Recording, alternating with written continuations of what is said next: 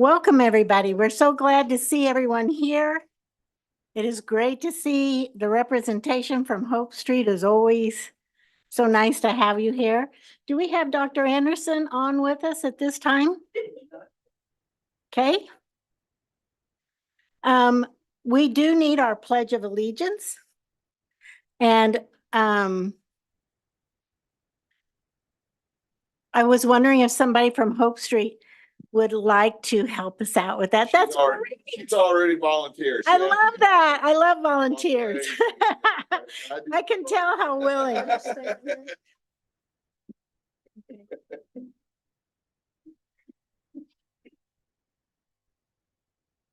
I pledge allegiance to the flag of the United States of America and to the republic for which it stands, one nation, under God, indivisible, for liberty and justice for all. Thank you for doing that at such last minute. We appreciate you doing that. Thank you. I need an adoption for the agenda. A motion? I move the board adopt the agenda as presented. May I have a second, please? Dr. Schumacher seconds. May we have the vote? Thank you.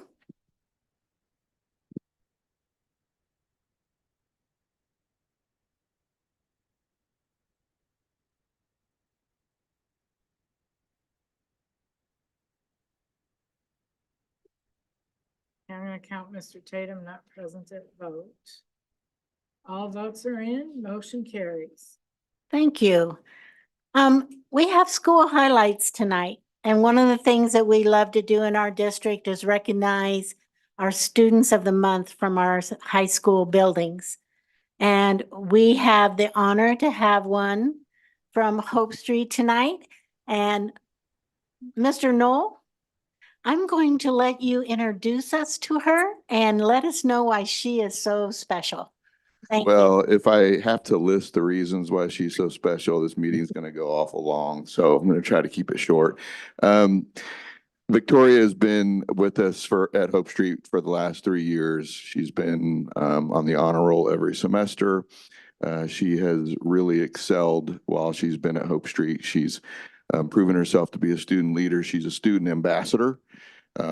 Actually one of our first student ambassadors, the first student ambassador. In that role, she actually guides other students at Hope Street. She has assisted in rolling out our CI3T plan, where she has presented student expectations to her classmates.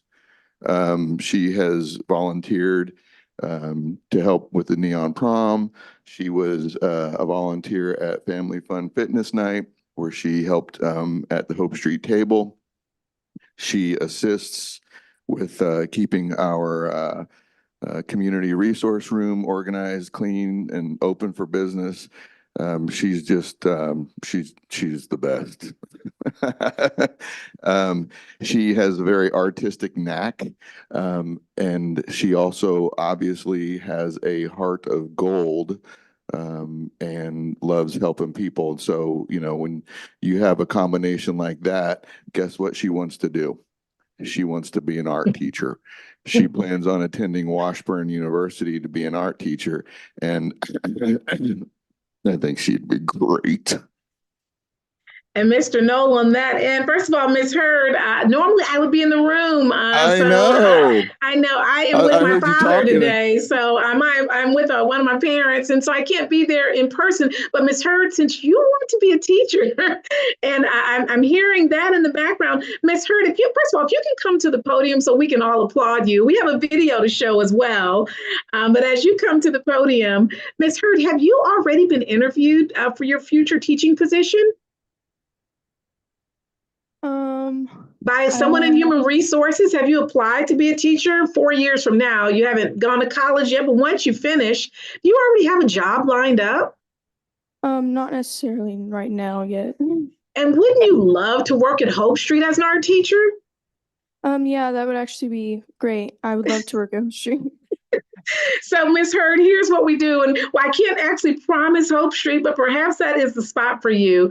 We would love to invite you next week for an interview with Human Resources, who happens to be with the Director of Human Resources, who will be the new Hope Street principal next year when you're transitioning on. But she has the pleasure of offering contracts, a handful of contracts early to students who want to be teachers.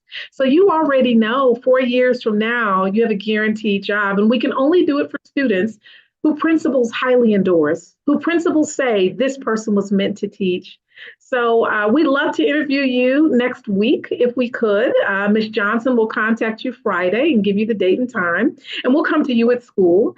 And Ms. Hurd, with that, I know Mr. Knoll has a present for you. And after he gives you that present, before you answer your questions, we're going to show a video that we've created for you. Okay.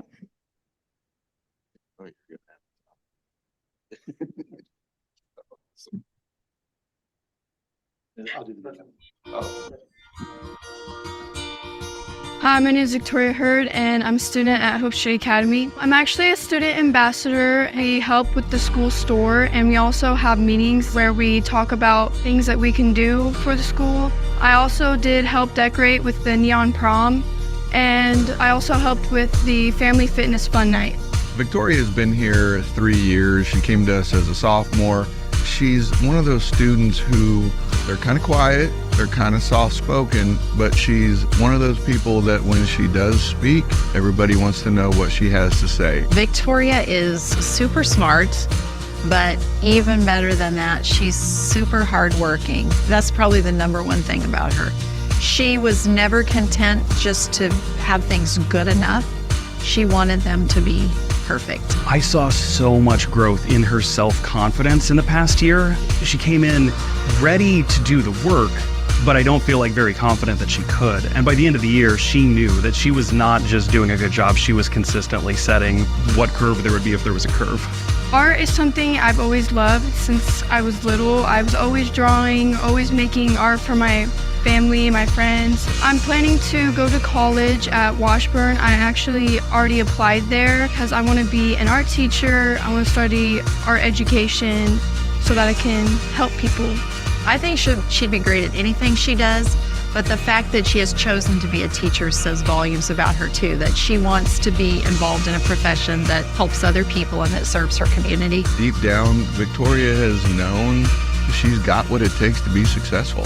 I have no doubt that she's developed the self-confidence and esteem that she needs to leave Hope Street and go out into the world and be a huge success. All the kids that we get here have a desire to do something more than they were doing before. But Victoria is one who really goes above and beyond in ways that not many other students do. Before, I wasn't really into school. I was not doing well. And seeing that I've grown so much and actually changed and started to like school and want to be here, just don't give up on yourself, because the teachers and the staff and everyone here won't ever give up on you. Wow. Wow. Well, and Victoria, as we put the certificate on the screen, I know Mr. Knoll has a gift. And normally, I can't see the whole room, but normally this is how Hope Streeters roll. I bet you have a bunch of teachers in that audience, Mr. Knoll. Well, you gotta stand up and say, "Can't beat Hope Street." Can't beat Hope Street. That's right. Can we give up Miss Hurd a thunderous applause? Because you can't beat Hope Street. I'll turn it over to you, Mr. Knoll, with your gift, and our Hope Streeter teachers with your gift. So I have a Washburn University sweatshirt here that I'm going to be presenting Victoria, and I just want you to know how proud we are of you and how much we just adore and love you. So congratulations. Can we give her another applause, please, brother? And Ms. Hurd, board members are going to ask a question or two. So we're going to, or more, they're excited to meet you. I'm going to turn it over to the board so they can engage and learn a little bit more about you. Okay. Any questions on the board along the way here? Dr. Schumacher. Thank you very much for coming tonight. It was a pleasure hearing about you. And I'm interested in you know, what were the things that you think, looking back, especially the last 3 years, that helped you be successful? I think you talked to that a little bit in the video, kind of finding your confidence, that kind of stuff. But what do you think, especially kind of in the environment of Hope Street, what helped you be where you are today and moving forward? I think that the environment is very welcoming and the teachers really care about you and they just want to show you that they're here to help you and they want to see you grow and do well. And also the students there are also very kind and welcoming, and it's hard to find people that won't welcome you there. They'll always want you to be there, always want to see you there.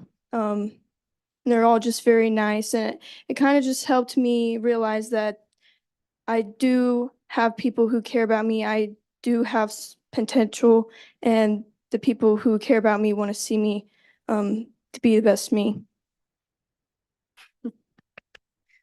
Mr. Munoz. Victoria, congratulations on this recognition. You know, our students are supported within the school walls, you know, by individuals like we have here today, but they're also supported back home. And I wonder if you might introduce us to individuals who have your back when you go home, wherever that might be. Would you introduce us to who you have here with you? Sure. I have my sister Shannon, her boyfriend Khalik. I have my cousin Bonnie and some family friends.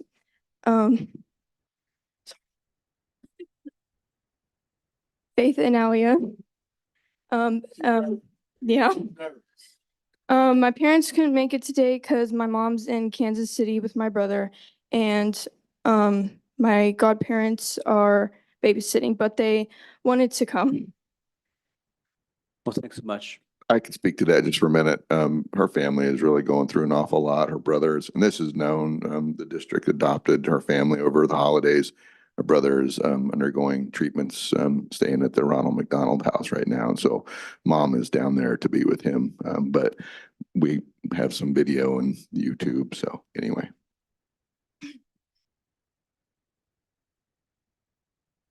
Wow. So despite all these challenges, Victoria just continues to really just thrive and be the best you can be for yourself and for everyone. And we're so happy you're coming to teach at Topeka Public Schools in the future. Congratulations. Thank you. I would like to thank the people who are standing behind you or sitting behind you, because it does take a village, doesn't it? Hope Street knows that. It takes everybody in the building. It takes everybody that stands behind our students. And we just appreciate your efforts in supporting her, particularly during these times of adversity, those people that help hold her up and lift her and help her to move forward. So we are so proud of you, and we can see why you were chosen as Student of the Month. It was a good choice, Mr. Knoll. Good job. Good job. Not hard at all. Easy choice. And I have a sweatshirt that looks much older than that, but it looks just like yours. So wear it with pride. We are excited about your adventures at Washburn University, and I think you'll love the school. Thank you for thinking about us for a teaching job. We would really appreciate you keeping us top on your list. Thank you for being here tonight. Thank all of you for being here tonight. And teachers at Hope Street, we can't ever thank you enough for the work you do. You are just fantastic. Thank you. Thank you so much. There may be one more question right at the end. Dr. Bonebreak, is it you? Yes, it was. I noticed on the film that she's left-handed, therefore she's in her right mind.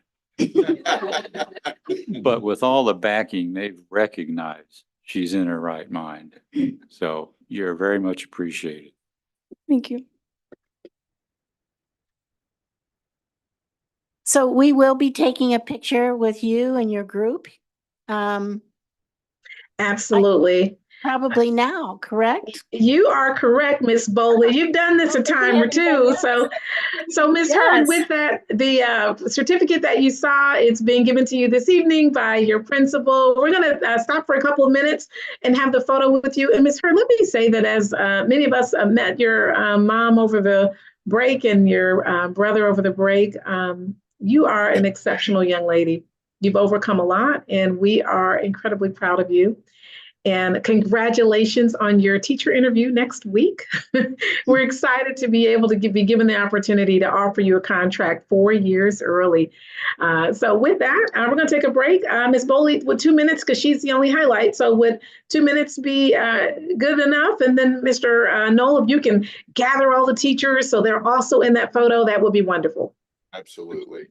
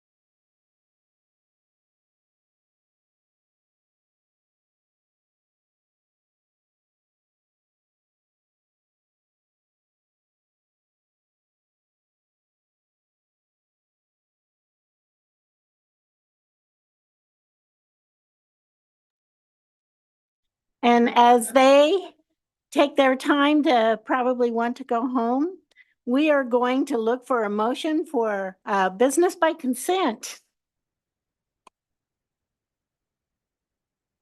I'm sorry. Oh, public communications. We have none. Thank you. We still can't skip it. Got so excited. Now disposition by business, please. I move the board approve the items of business by consent as presented and authorize the board president or superintendent to sign the special project and purchasing contracts for and on behalf of the board. Do I have a second? Second. Ms. Schmidt? The vote is open. Thank you. Madam President, any comments? Oh, yes. Yeah. You do have some questions or comments? Yes, indeed. I think Dr. Bonebreak may have a question too.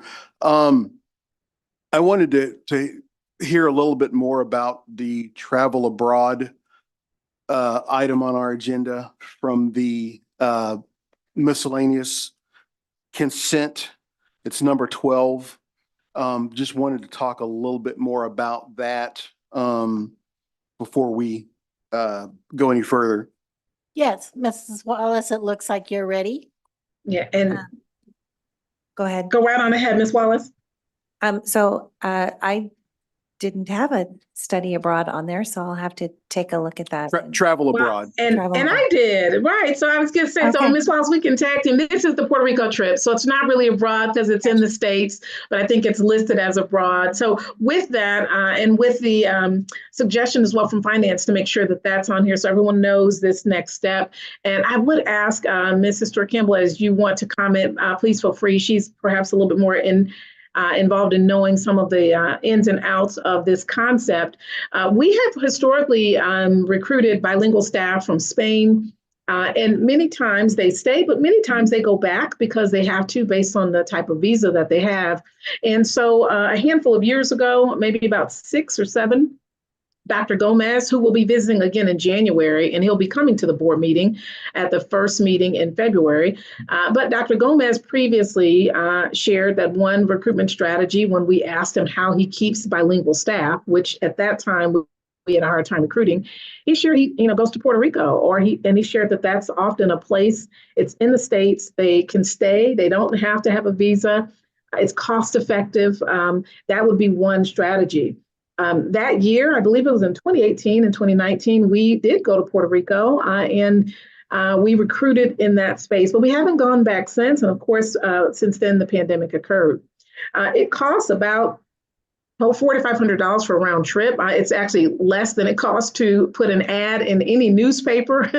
It's certainly less than the recruitment efforts that sometimes we participated in with virtual recruitment through Ed Week or other channels.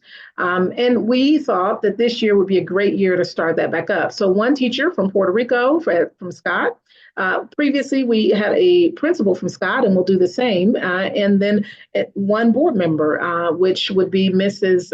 Stewart Campbell, who's on the strategic planning committee for dual language.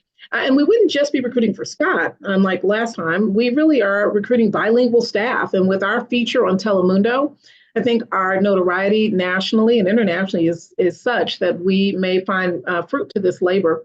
And it's quite cost effective. Does that give at least an initial bit of information about the 3 people going? And it would happen sometime this year. Right now, we're targeting April, but based on cost of tickets after tonight, we're going to really pick the time that is most cost effective. Does that help a little bit, Mr. Tatum? Thank you, Dr. Anderson. I do have a couple of follow-up questions just to gain a little more insight behind this entire endeavor. The first would be, is there a particular time frame that this needs to occur in? For example, is there some sort of an event or a conference that's happening that we want to try to time our presence there in order to take advantage of a high number of potential recruits? And then the second thing is how were the team of 3 that are being considered to go on this trip? I noticed there's not an HR professional from the district that's a part of this team. And I know from my experience in recruitment in an agency, they typically have a level of insight on employee onboarding and things like that could be beneficial in this regard. So just kind of curious also about the thought processes that went into selecting these 3 individuals to be a part of it. Thank you for asking that. So 2 pieces. HR will be involved in some of this. We have virtually recruited, but people like to meet people. So we still will be putting ads over the course of several months throughout Puerto Rico with the help of our Puerto Rican, our teacher from Puerto Rico. So we'll be putting ads out, and we will be offering some virtual interviews and setting up some interviews in advance of people they can meet in person. So that's one piece. We don't have a bilingual HR director or general director, and our recruiter for the district is not bilingual. But what we have done in the past, principals and teachers normally join the HR hiring fairs. So we have a hiring fair next week. And our staff from the schools are the ones coming to that hiring fair and manning those tables. They do the interviews, they share about the school, they give information. And then the final, we're interested in taking the next step and would like for you to join our team. If they express interest, then they're given contact information from HR who reaches out at that time. In this case, HR will have done some of the screening interviews before we ever get there, and they will have some of those already set up. They just get a chance to meet and talk with a parent, talk with a teacher, talk with a principal that has been both at the middle dual language and is now at elementary as principal. So that's the thinking behind that. I'm so glad you asked about the timing. And again, April was a date, but we're going to look at the cost effectiveness of the tickets. But we've called the hotel, which we used last time, and that hotel was great to us last time, and they're willing to be great to us again this time with not charging us for having the fair. And they have conferences currently going on in April, and they have some others as well that are currently going on. So we actually will be there in concert with that. They give us a space in the lobby area to set up our recruitment materials, and then the fair kind of takes off from there. So previously we had a principal, an assistant principal, and a teacher, but all three were bilingual and could give a perspective of the school. What we didn't have was a parent. And we're excited to have a current or former parent, but a parent in the district in the dual language program that can speak to that. So that's the reasoning behind that. There was a suggestion of 4 or 5 people. Again, it's a relatively inexpensive trip. Just for context, normally inexpensive related to ads are often anywhere from $2,000 to $5,000, depending on where you're putting them, whether it's in the newspaper and how long you're going to run it. The trip will be a little less than $1,000 per person, roughly. And once you add other perhaps expenses that we might not be thinking of, such as, I don't know, a delayed flight or something else, if we're going to even add added expenses, give or take, it's a little less than $1,000. And at most, it'd probably be a little more than $1,000. And keep in mind, the advertisement is so little that this, we believe, will be a far better bang for the buck than what we have been doing. I'm going to turn it over to Mr. Kimball if she wants to add anything to this.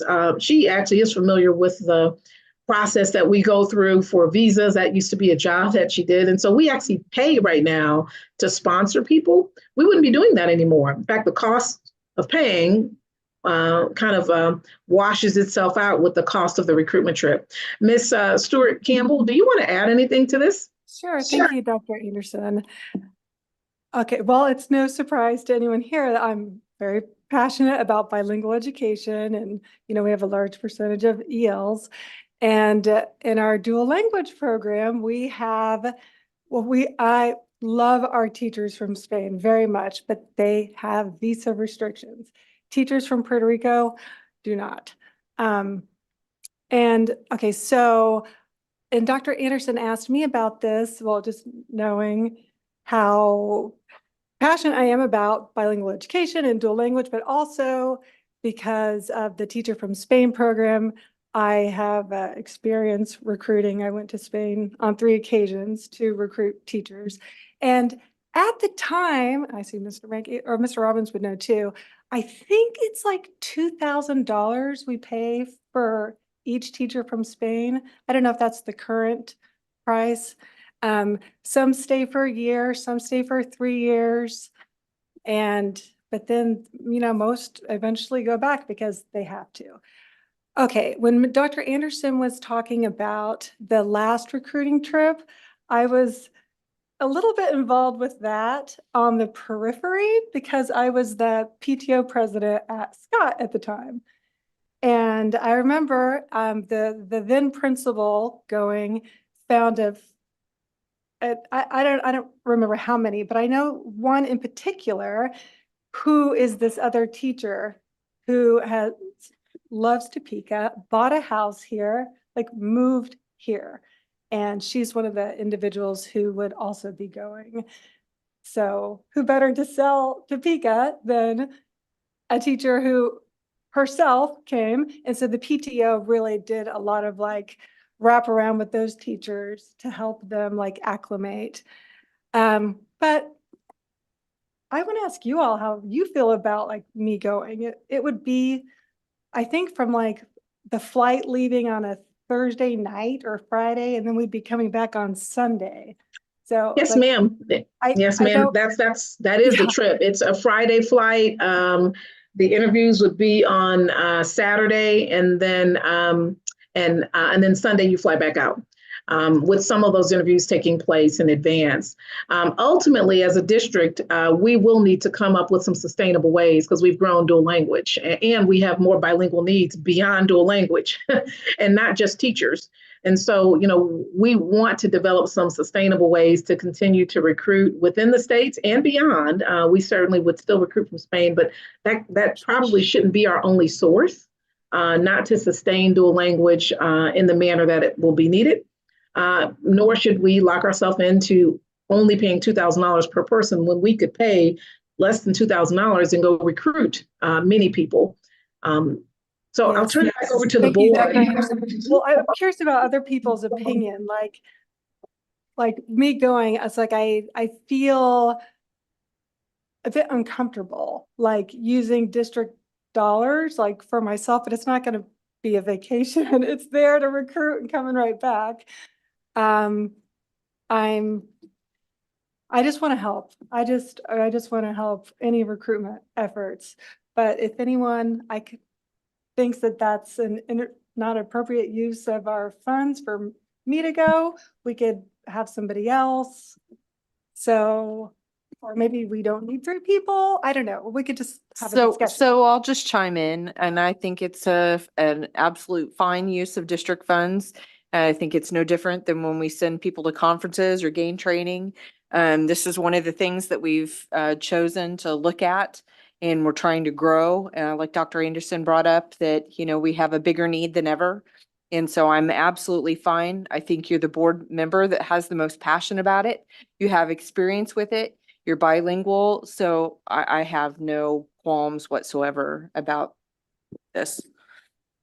Yeah, and I would chime in and just say that the recruitment strategies from a cultural aspect, that individuals we need with this particular skill, we're going to require a face-to-face relationship building, and you can't do that online or through ads. Being in person, I think, is probably the most bang for your buck to start laying roots in different places.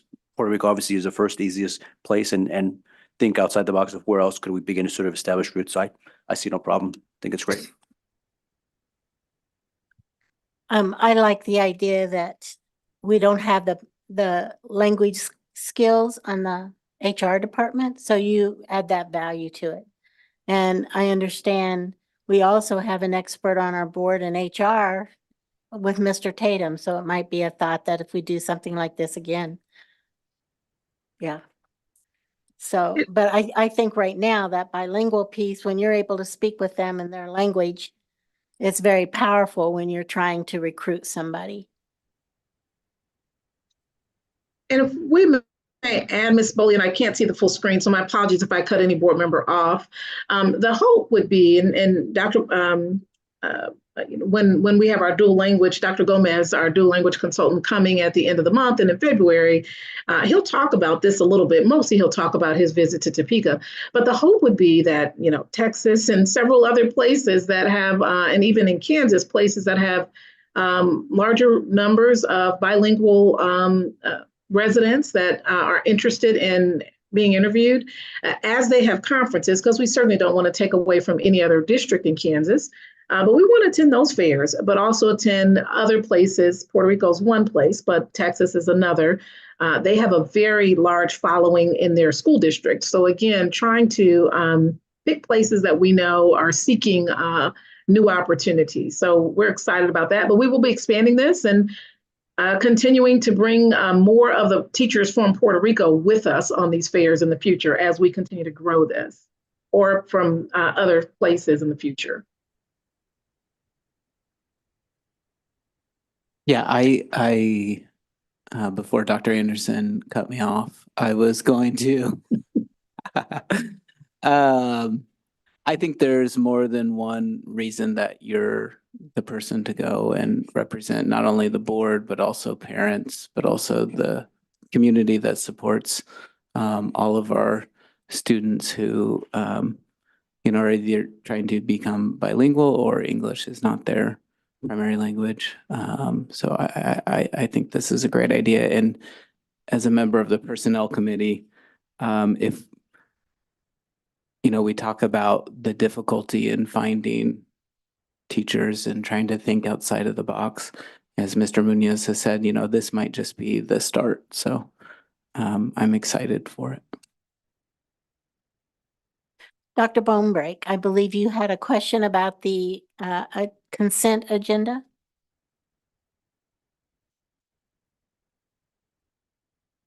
$62 an hour. Of course, traveling nurses are making 120,000 per annum.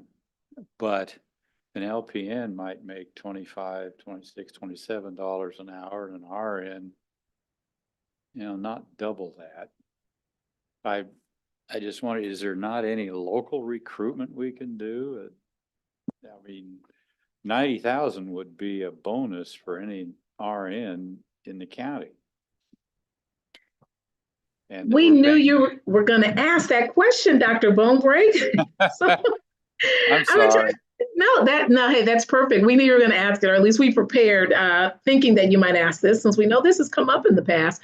We'll start off with Ms. Wallace speaking to this, or Dr. Harrington, as we asked for her to be available and both of them to be prepared. And to your question, yes, we need to do this and that. So in the interim, while we have vacancies, we need to fill that with service providers, and Ms. Wallace and Dr. Harrington will speak at the cost and any other pieces related to that.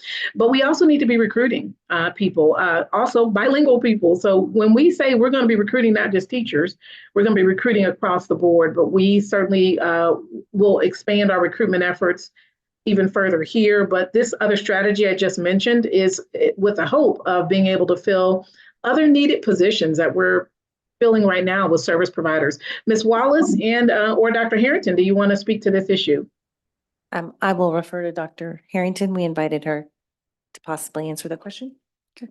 For this specific contract, we have a new student that is starting, and I'm not sure if everyone is aware, but under IDEA, anytime a child turns 3, they need to be enrolled and either identified by the district as a child with a disability or found not eligible. So we have a brand new scholar that is starting for his 3rd birthday. And this particular student, the IEP team has decided will attend school 2 days a week for 3 hours each day. We have the coverage for one of those days. And so this contract is actually to address the needs for 3 hours, 1 day a week for the remainder of the school year. And we have postings looking for LPNs and RNs both. We've not had anyone that can accommodate that schedule. Most people that want to be an employee want to be full-time. We have a LPN that's currently employed that is retiring as of January 19th. So until we can replace that position with a full-time employee, we have this shortage that we need to address. And so Advocare was the company that had an individual that was available, and that was the best rate that they were willing to provide to us at this time.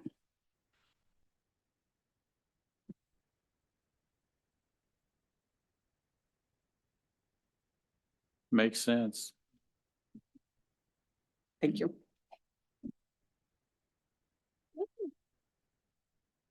Madam President, I wanted to say, in regard to the previous question about the travel abroad, I very, very much satisfied with the discussion that we had.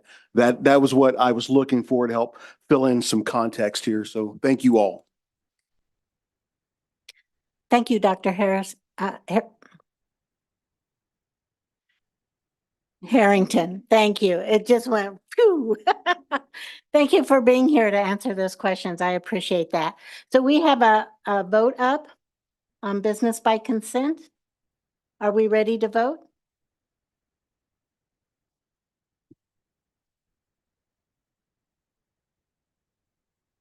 Yes. Okay, all votes are in and the motion carries unanimously.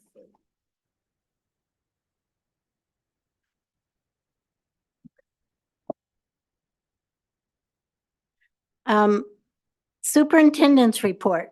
Dr. Anderson? Yes, ma'am. Well, much of this we're going to turn over to Dr. Weissman, but a couple things I want to point out to you that starts off with sharing finance. And the finance piece really is just sharing with you priorities, the principles listed that they have as the top three priorities. When they looked at all the things that we fund, especially with ESSER ending, all the things under ESSER we've been funding, Mr. Robbins took them through an exercise in December to select the top three things that they want to make sure we continue to fund. And if there are other areas that they feel like are secondary to that, to let them know so that as you're making decisions about funding related to areas of need that Dr. Weissman will be sharing, you also will have this other context. Mr. Robbins, I'm going to turn it over to him to share that. I do want to mention to you, you'll notice on top of your graduation rate banners, a year ago, you listed different goal areas, areas that you felt like were areas of need. We took those stickies and placed those in the board superintendent's conference room. So that has been up all year. So every time we meet, we look at that. Every time you meet in that room, you get a chance to see that. And so as you're listening today to Dr. Weissman, you also can think about those areas that you previously highlighted a year ago and how aligned are they to the strands that she shares. But let's first start with finance and the priority areas that principals shared, which might well align with some of these strands. And maybe it won't, because some of the items are pretty specific by level. Elementary, middle, and high all had different feedback. So with that context, I'll turn it over to Mr. Robbins. Thank you, Dr. Anderson. Madam President and rest of the board, just to add a little background to this discussion. As Dr. Anderson mentioned, you know, we're facing for the fiscal year 25 budget a time that we have not faced previously, and that is because of the expiration of our ESSER funding, which occurs in September of this year. And with that expiration comes with it the need to figure out a way of how we're going to handle the number of FTEs, the resources that are currently being funded by ESSER and provided across the district. And when you look at the dollars associated with just human resources from ESSER, that basically erases any new money that the district may receive in our next budget year. And that is based on our estimation, which is primarily enrollment driven. The estimate that we have received from demographics and Dr. Kip shows that our enrollment numbers are going to be fairly steady, and even with enrollment for this year. So even with the increase in base state aid per pupil that we expect to occur, those new dollars will not be enough to equal the dollars that it would take to transition the ESSER funded positions to the general fund. So with that in mind, the fact that we also need to plan for dollars associated with negotiations and any salary adjustments that we make for our workforce, there are competing needs and priorities that are going to be in existence. So with that in mind, we asked the principals to, if you have to make a choice, what would be the top three priorities that you would identify that we want to make sure that we have funding to support and sustain going into fiscal year 25. We divided the principals up into the elementary, middle, and high school. We further divided the high schools up into the comprehensive group and the alternative group. So I'll share with you the three priorities that each group came up with. And I think you'll see a couple of common themes that came from the priorities that they listed. First, the elementary group, their number one priority was to make sure that we had dollars available to continue to provide competitive salaries for all of our TPS employees.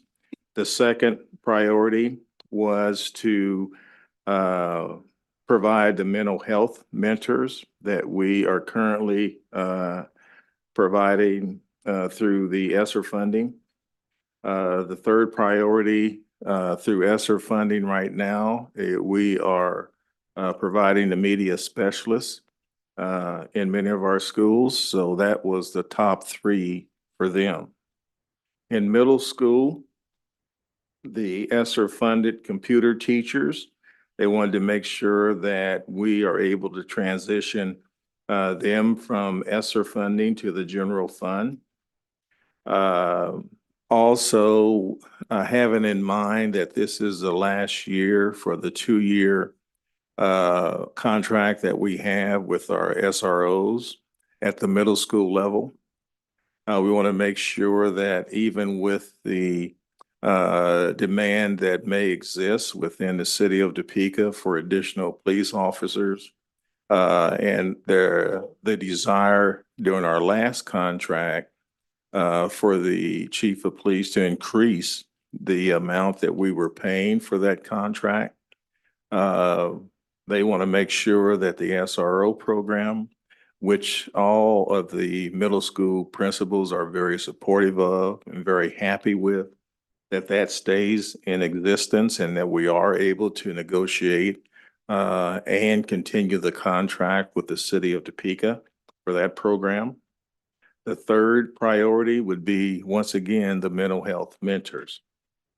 In high school, we are going back to a 7-period day, I think, which the board is familiar with.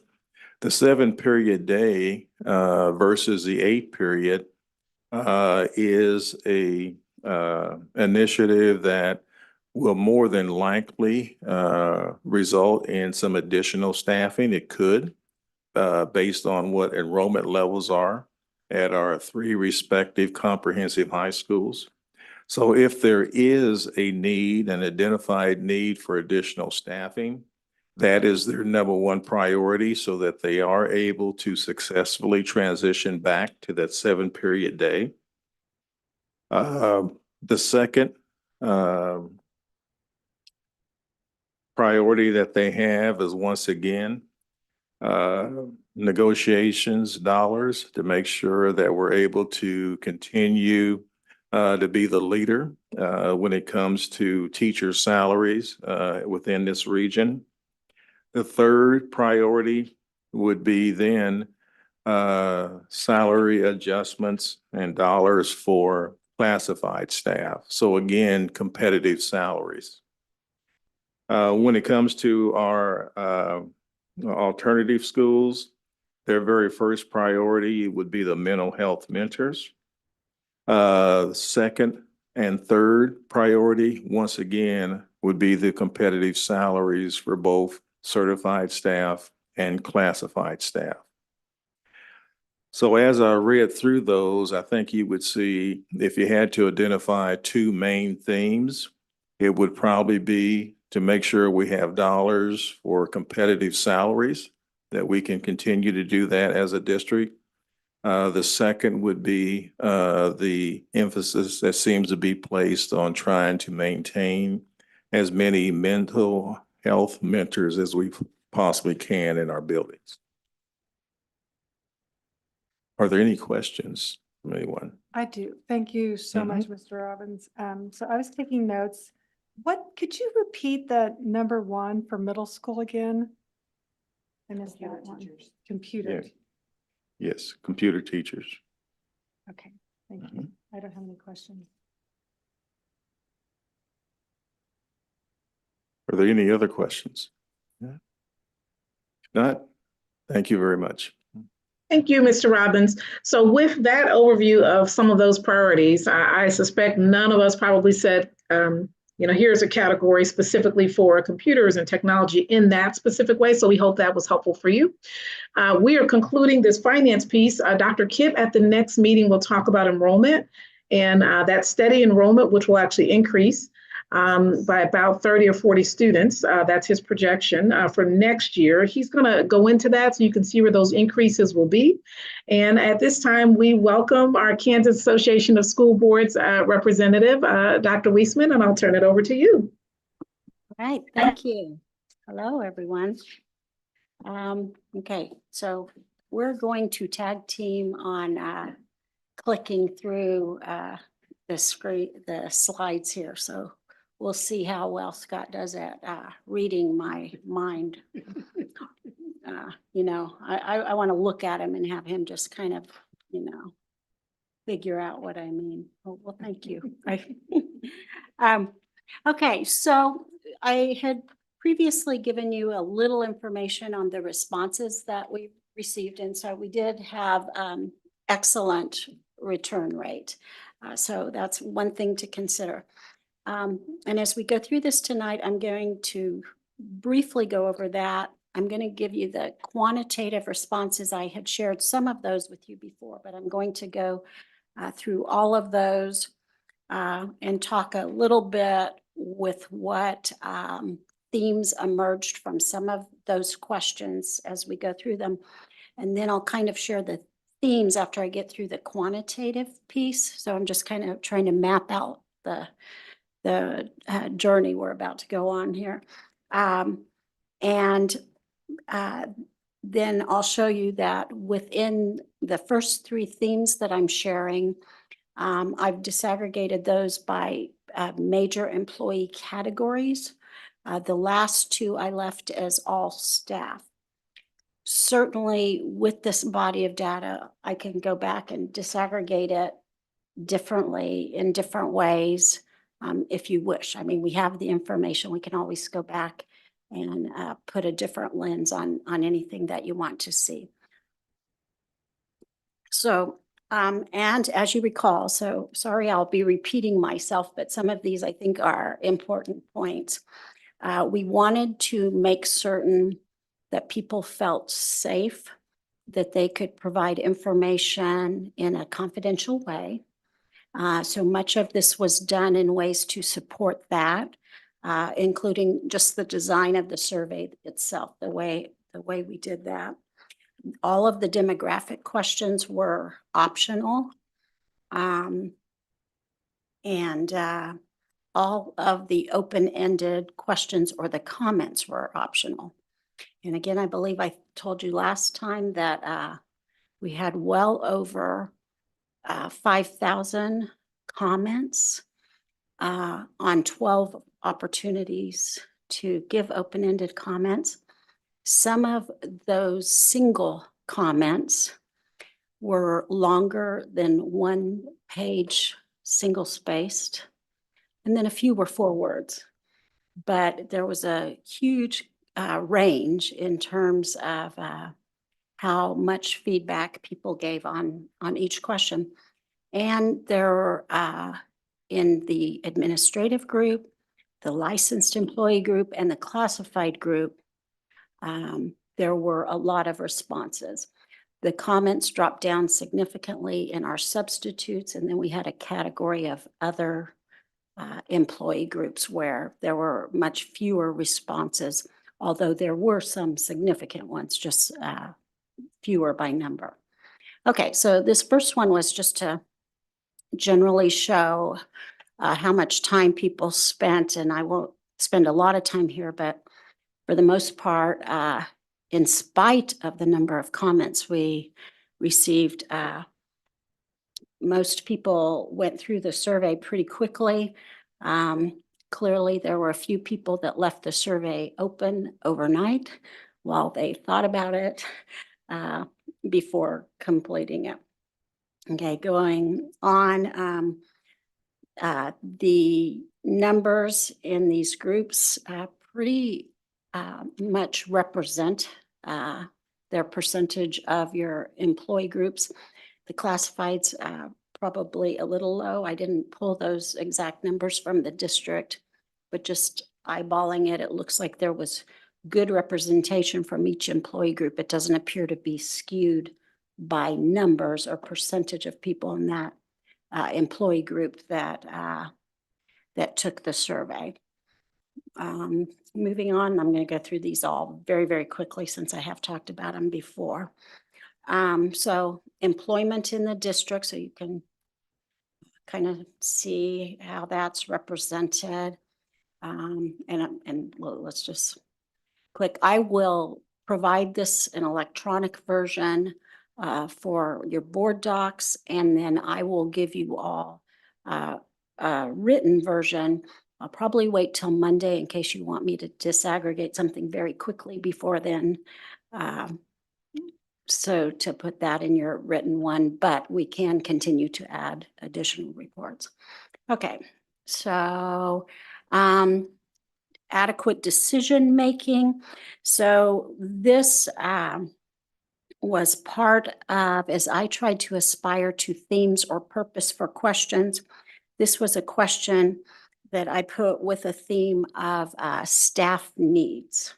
So do you feel like you have the authority? And you'll notice I asked this question in two ways. This first one is to do your job effectively, and 67%, and this is of all staff, felt that they did.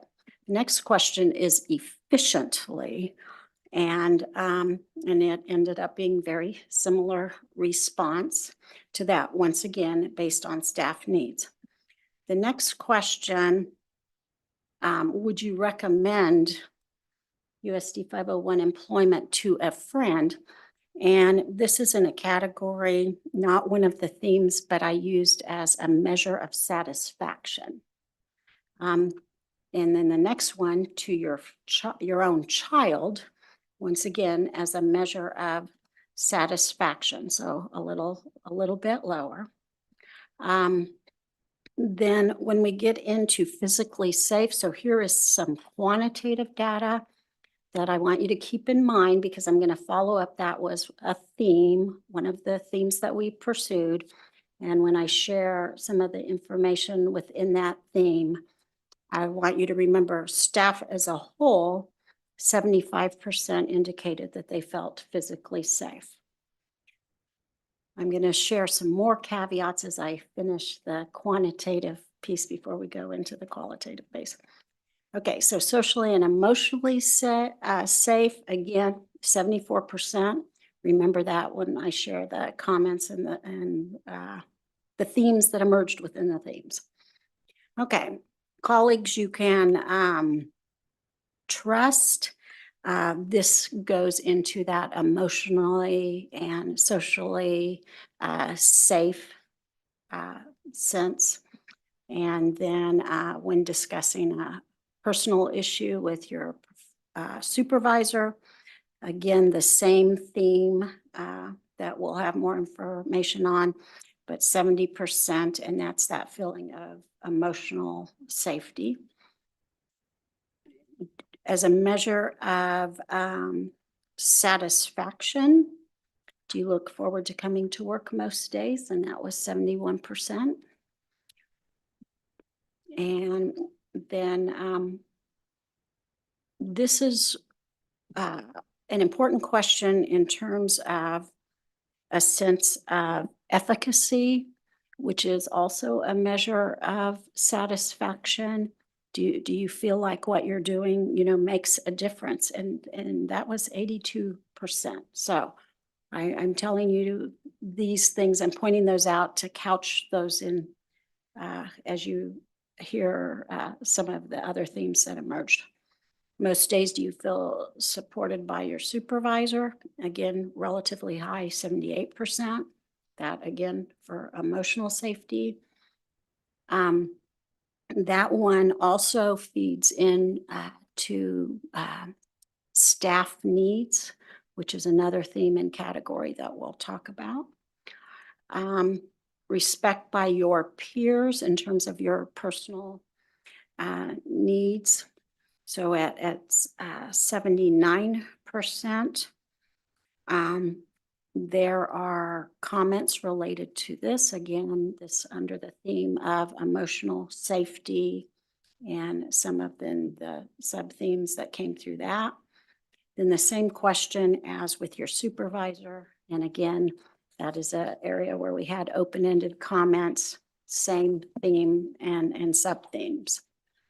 Okay, as a measure of satisfaction, which originally written, this was a measure of satisfaction. After looking at comments and some of the things that come through, you might want to look at this in a more broad-based way in terms of support. So it was 58%, but there were comments related to whether people felt supported if they chose to use these personal days.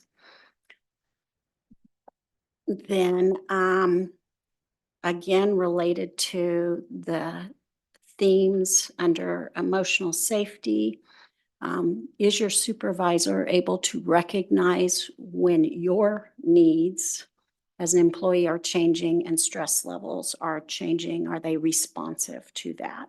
So again, under that theme,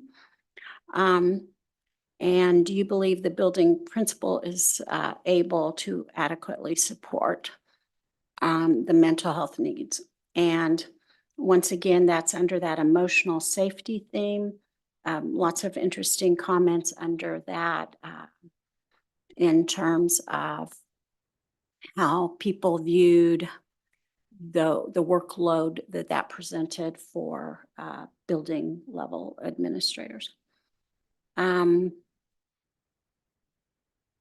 So under student needs, then this was a question asking about whether or not employees are able to meet their needs through adequate material resources. So 55% of, again, under all staff. So that includes both your licensed, and classified staff as well as administrator. Okay, so basic needs in the home. This comes under the category of student needs. And if you remember kind of the research base undergirding the entire survey, part of it is looking at those issues of efficacy, able to make a positive difference, having a sense of what student needs are, and if the home part of those needs is met, influences kind of, in one way of saying it, the burden that staff members carry to close perhaps some of those gaps related to what needs are not met at home. So that was at 48%. Then I asked this question both as an individual and members of a team.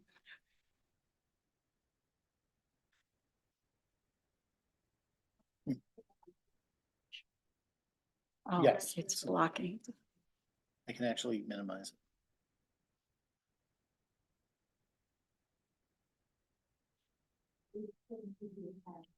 There you go.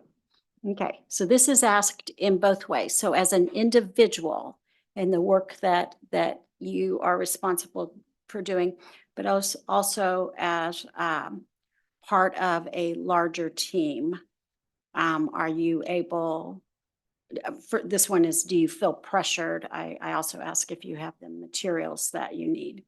So 56% on that. Remember that when we look at comments. And this is, do you feel supported? If we were underlining keywords here, it would be to do whatever is needed to effectively support students. This is at 63%. So again, something to keep in mind as we juxtapose quantitative and qualitative data here. Okay, and then this is related, the same idea. The reason that I used level 1 to level 2 on state assessments was to put the focus in these particular questions on the academics, which it's always an artificial separation. Any questions that try to separate, emotional and social needs and physical needs and academic needs, but to have this as narrowly focused on academics as we could.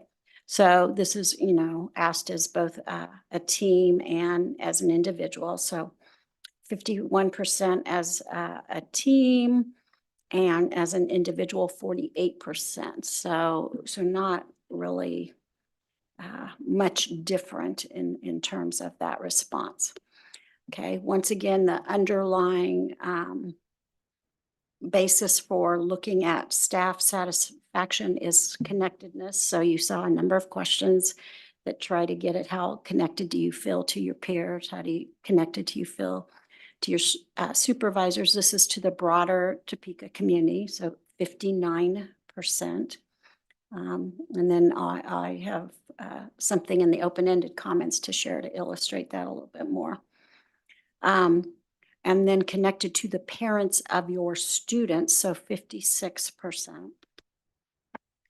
And then this is one, again, where we'll share comments, but fulfilling the mission and putting students first. And so that was 59% on the quantitative measure. Are decisions in your work setting. So this doesn't mean just decisions that you individually control, but that other people influence as well. Are they based on high quality data? So 61% on that. And then employee morale at 53%. Okay, then this is getting into a category of district knowledge. So anytime we're asking people's opinions, it's always helpful to know how informed they are about the things they're being asked about. And so do you know some of the district strategic plan goals? That's at about, and I didn't bring the actual number with me, but about 46, 47%. And a little over 30% say no, they don't know what those are. Again, this is the whole staff. So that includes administrative, classified, other subs, etc. Okay, and this is about you. And, more people know who you are than don't know who you are, which is not always true in districts of this size. Okay, and then this is about Board of Education meetings. So what's your knowledge level about what it looks like in process? And so unfortunately, the nevers kind of win the day, but you've got, quite a few here. They're probably well represented in the room right now that go to a lot of meetings. So, okay, so the next slide then is the themes that I've been talking about. And so just with the quantitative data that I've been sharing and with this, it's always important to consider that all of this information is a snapshot in time. So that very first slide I showed you, where we saw how long people spent on the survey and when, kind of when they did the survey, it was at that moment in time what the people completing the survey perceived, both the question's intent and what they perceive is happening in the district.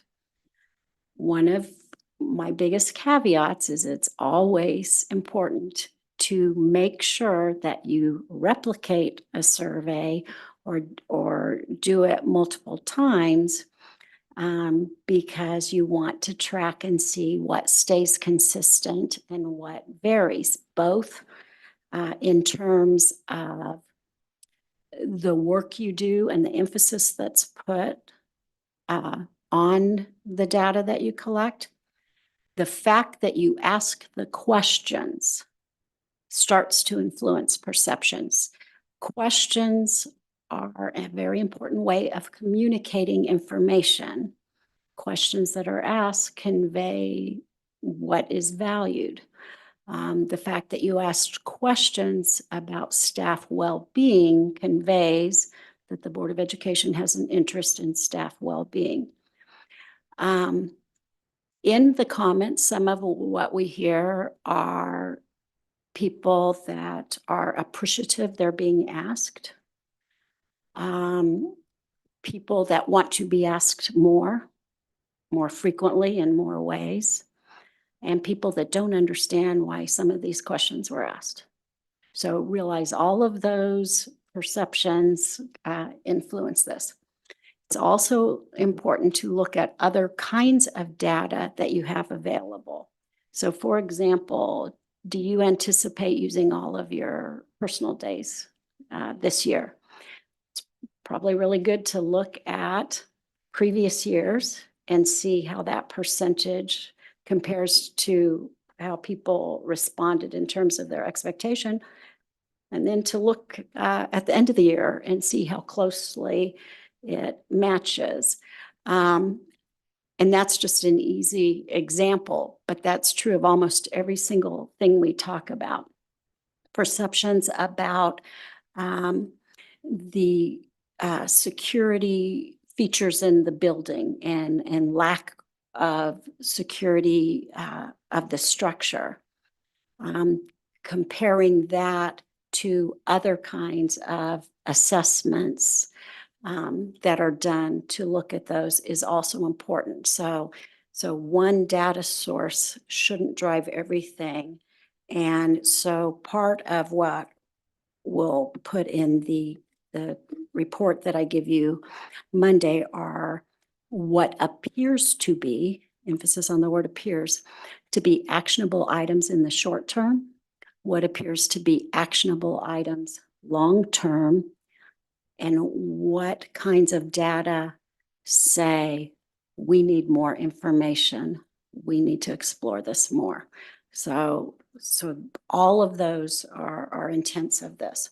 So on these first three themes, what I'm sharing with you tonight has them disaggregated by employee groups of administrators, then licensed staff, classified staff, and then I grouped because of just the lack of quantity of comments on student needs.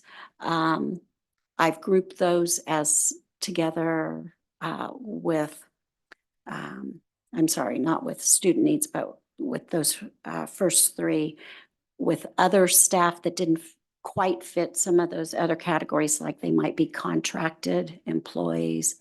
And I group those with the subs. So those are things we can disaggregate with the comments.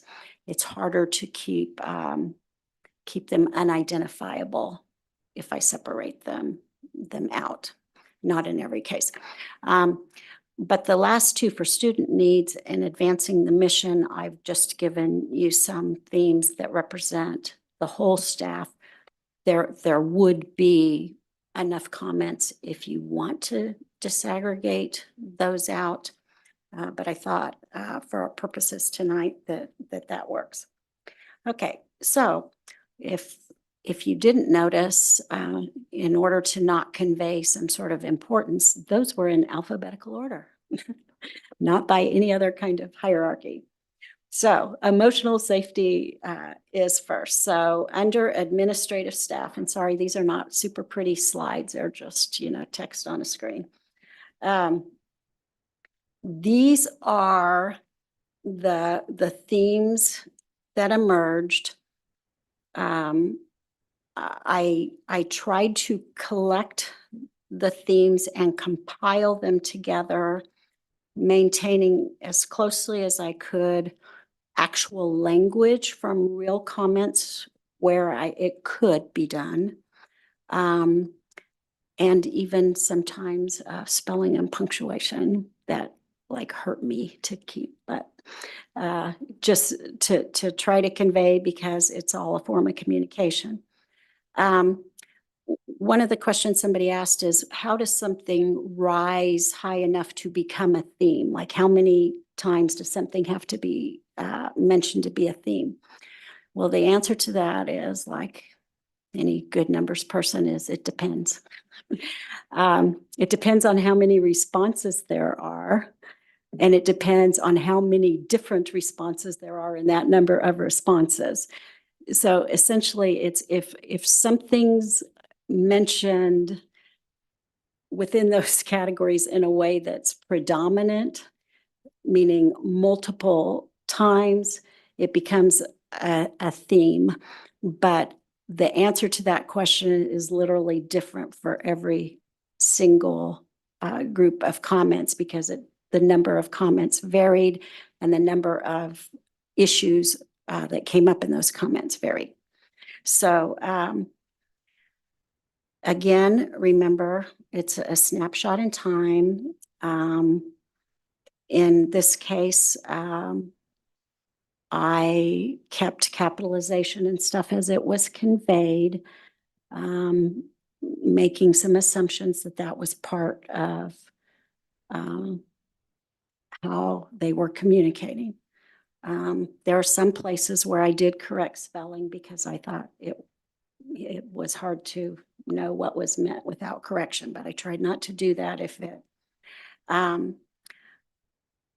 And some of these are representative, meaning it became a theme because the same kind of thing was mentioned multiple times. But if there was an actual comment that meant the same things as multiple comments, I tried to use that actual language. There are places where I had to completely rewrite it to capture it, but as much as possible.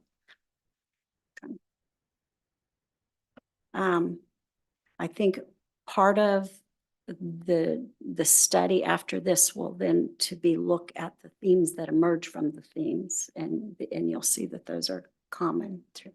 So under emotional safety with licensed staff. So this, of course, is the largest subgroup with the most comments and the longest comments.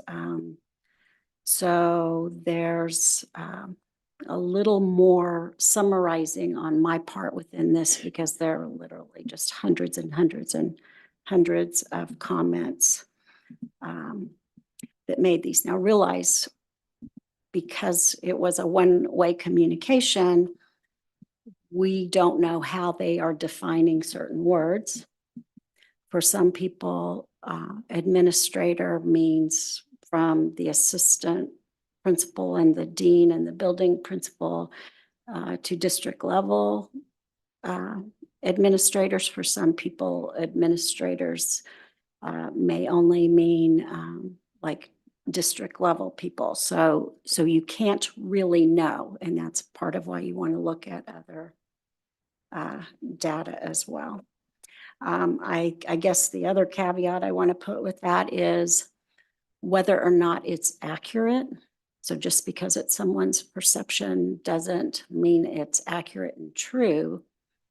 But if that is their perception, there's value in knowing why that is their perception. Even if we can justify that it's wrong. It's painful to read some of these. Realize people tend to be a bit more passionate about the things that they're upset about than the things that they think are great. So this is under classified staff.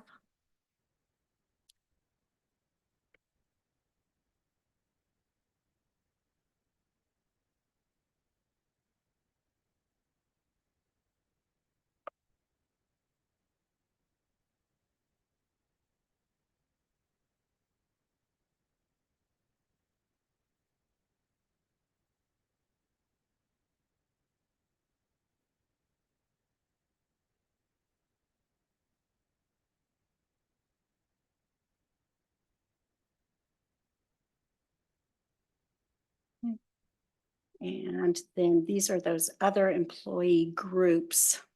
So this could be contracted people, subs. And you see how it aligns with the other groups.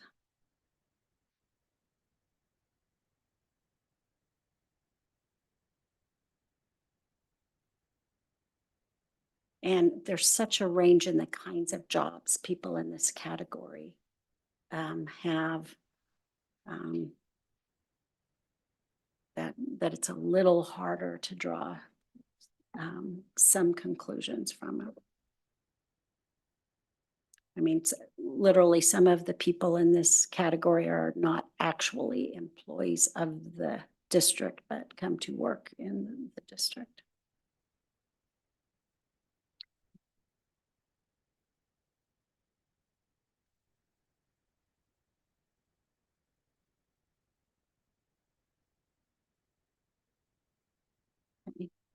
And going in alphabetical order, physical safety is next. And so this is from administrative staff. And once again, as people self-identified themselves as administrators.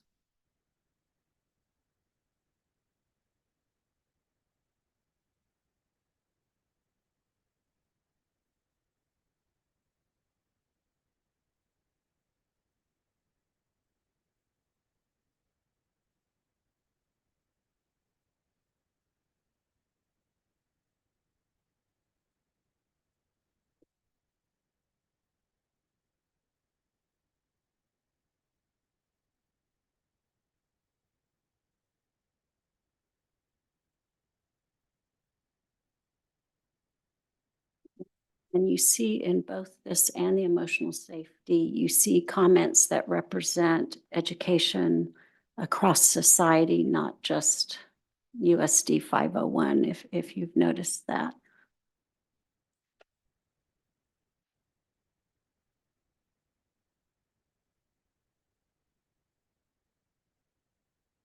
Okay. So licensed staff, again, this is the largest group, hundreds and hundreds and hundreds of comments here.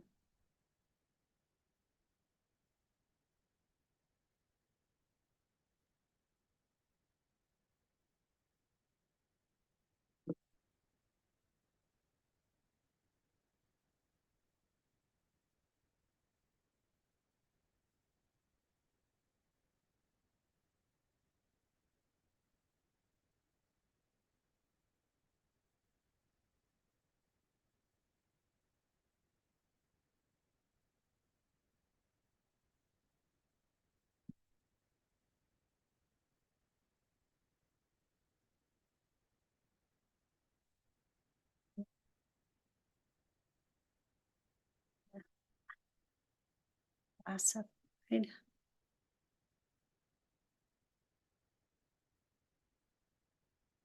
And remember, in this classified group, again, there's a range of job responsibilities from food service to custodial services, maintenance, paraprofessionals, teacher aides, office staff. So the perceptions of what people see varies a great deal within this category.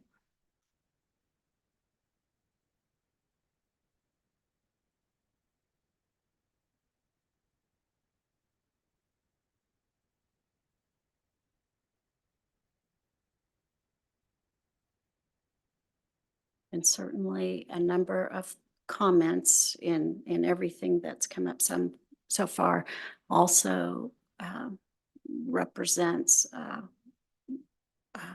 community concerns, you know, as well as school district concerns. Okay.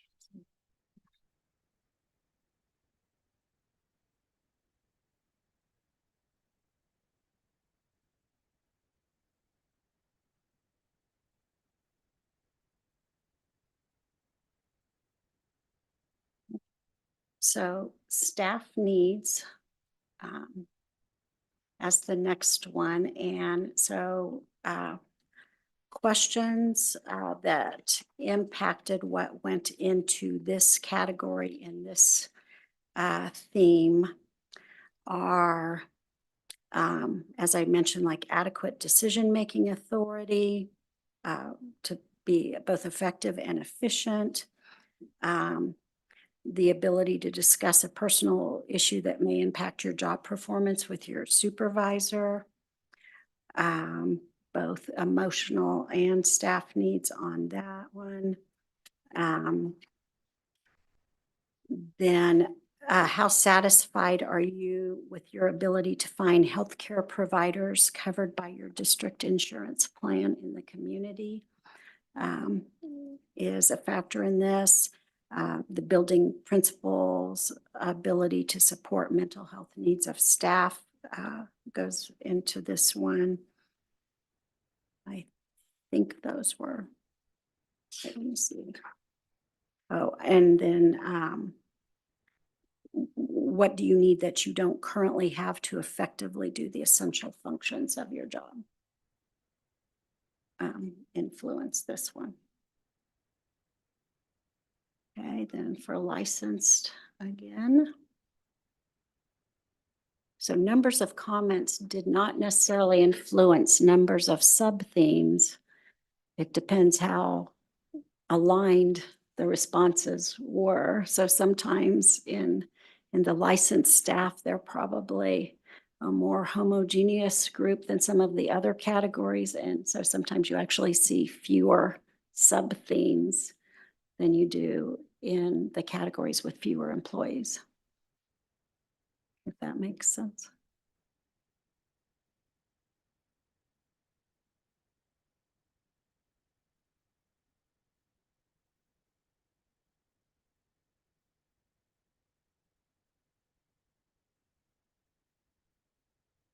Of course, I raised that right before we go to classified and makes what I just said not true in this case, but generally speaking.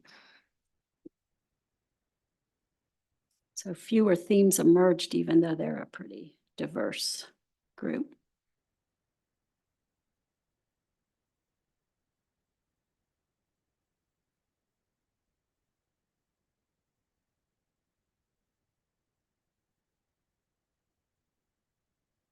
And the other employee groups.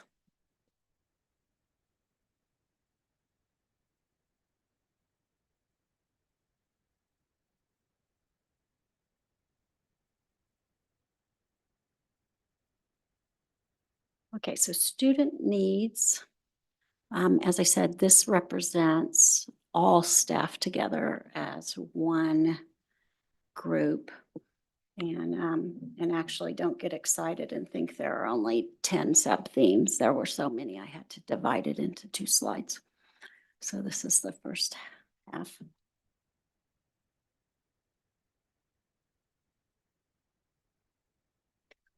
And their arguments can be made on many of these, that some could be merged in different ways and put in other categories. But there also were arguments for not merging them. I just tried to be as consistent as I could in terms of how I merged themes together. If there was some piece that made it different in terms of action that might be taken, I tried to separate it out, even if it was kind of on the same topic.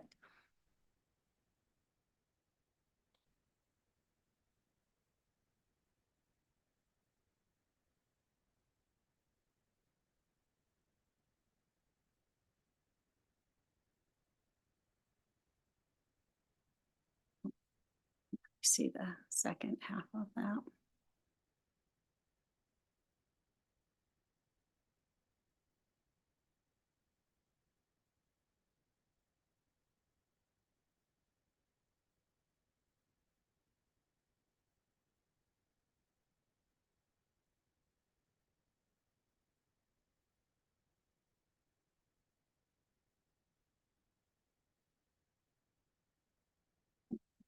And then the next one, advancing the mission. So I did pull these into 17. If I crossed the line and went more, it was going to be a lot more. But once again, this is all staff and tried to capture the frequency of issues that were brought up.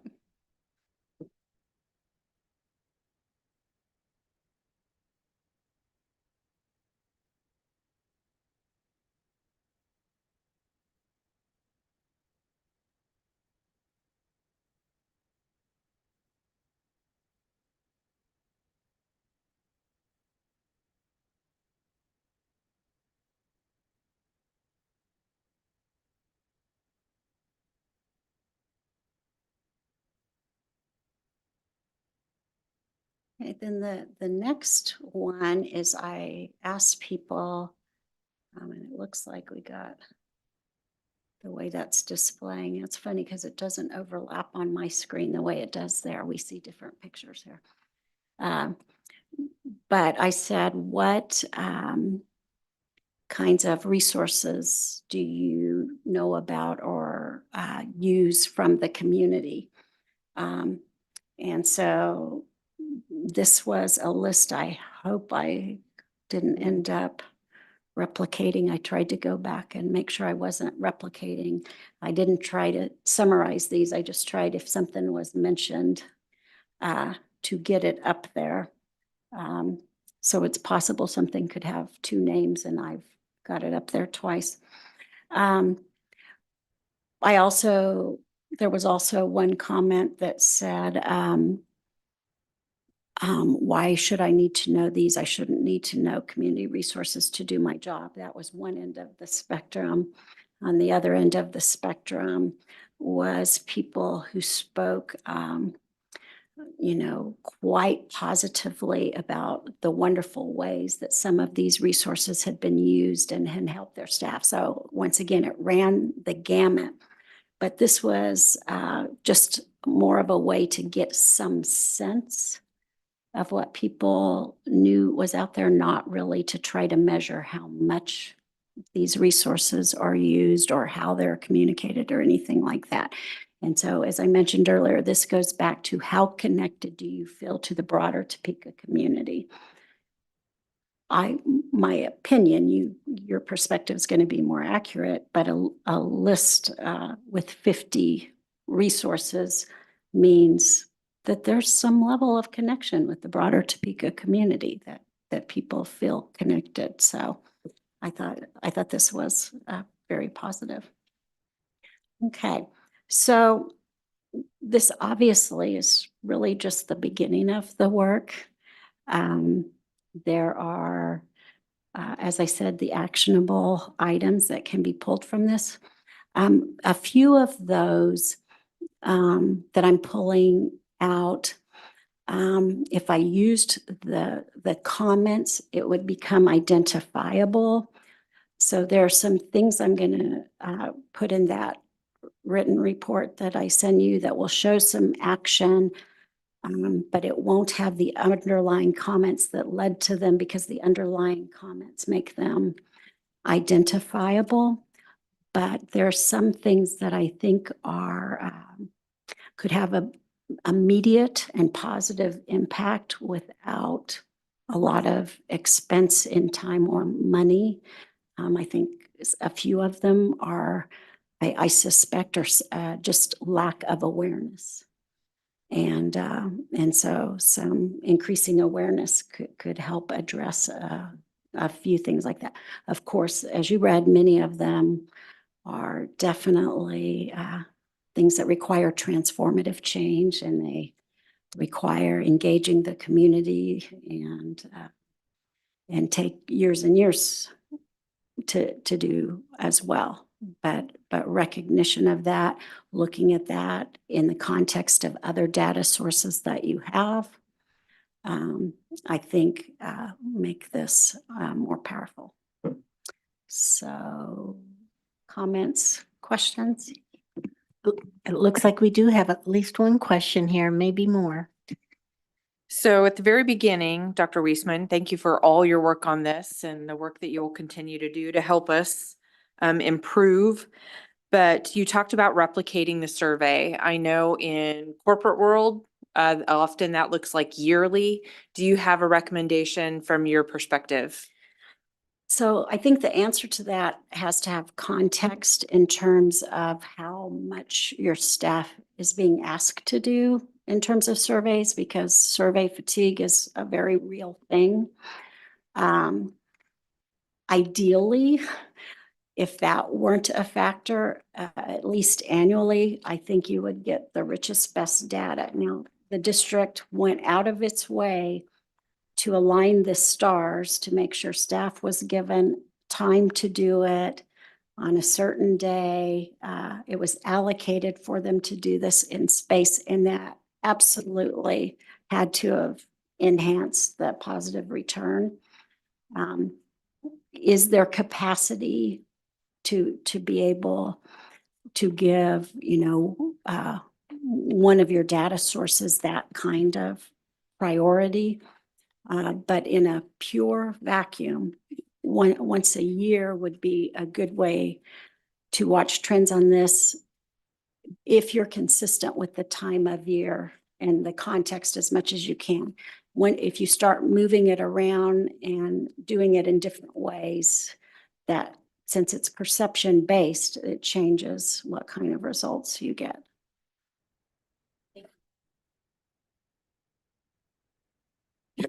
Dr. Bumbrick. Thank you, Dr. Reese. Again, thank you for your wonderful presentation. What percentage of employees answered the survey?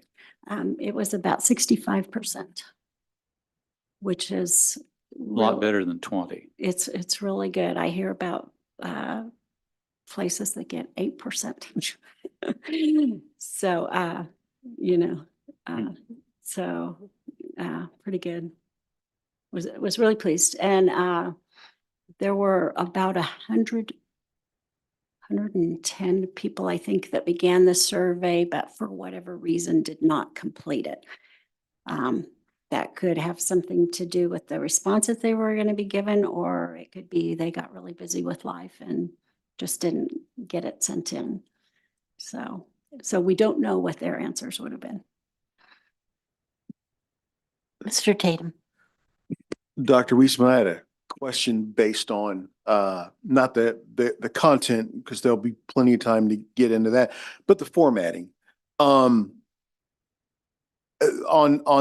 you were presenting the data, the aggregate data to us in the column graph, and I noticed some of the graphs were in green and others were in purple.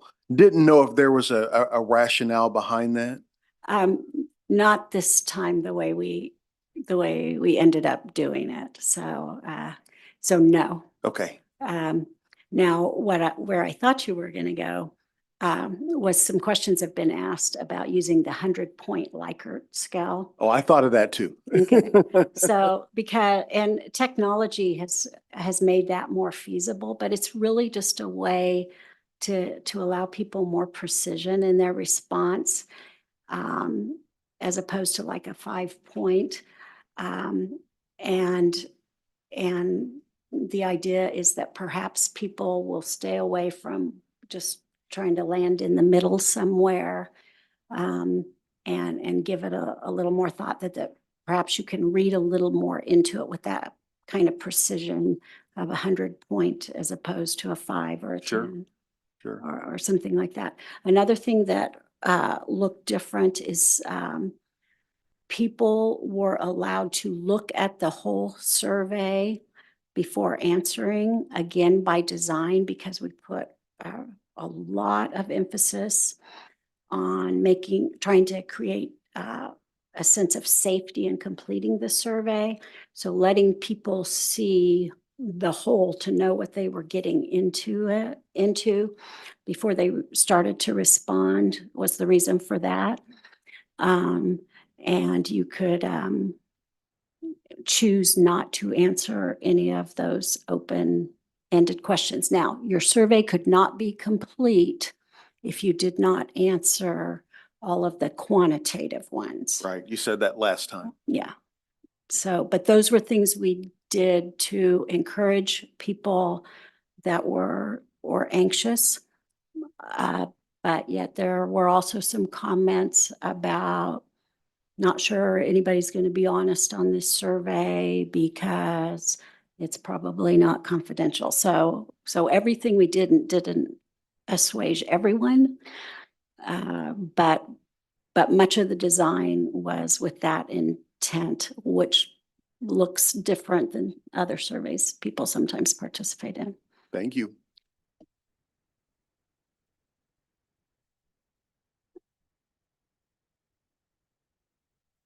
Any others?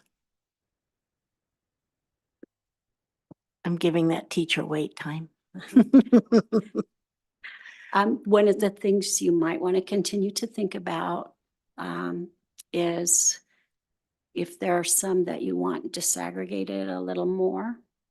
I thought if I started going down that path, I could be making charts till next Christmas because there would be so many ways to do it. And so I tried to paint the broad strokes right now.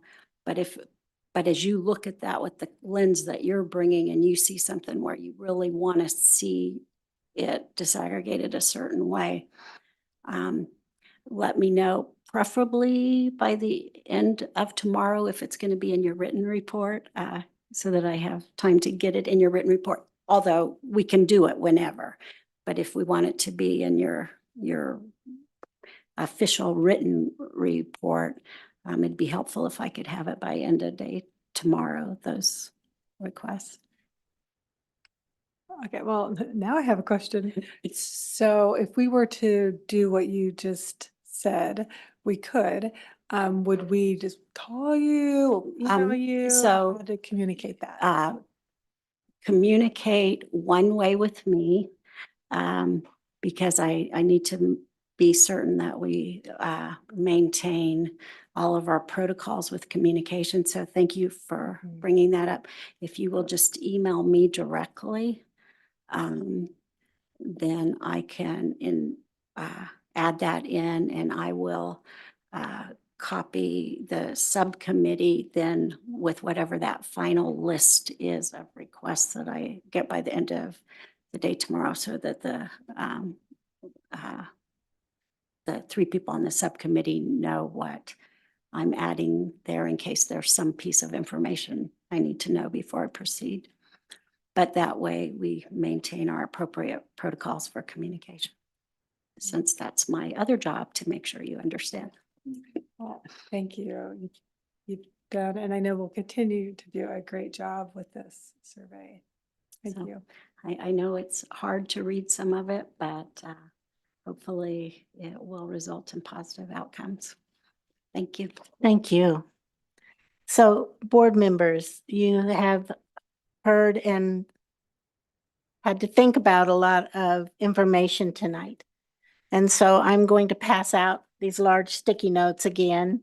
And I want you to think about the three ones that really jumped at you, ones that you have concern about, just for us to kind of organize our thoughts, keep on top of it as we get information. And we'll post them on that back there. I have board goals, but I don't think it's that stage yet. But just ideas that are really important to you from the information that you had tonight, that we can gather that data. So I'll pass that out. Yeah, yes. So be thinking, I mean, you don't have to do it in a hurry, but just think about the ones that you saw up there that just really stuck out to you. What really concerned you? What is it something you want to focus on? Just to kind of gather our information. Oh, you're gonna write? No. Oh. Give you each item. Okay.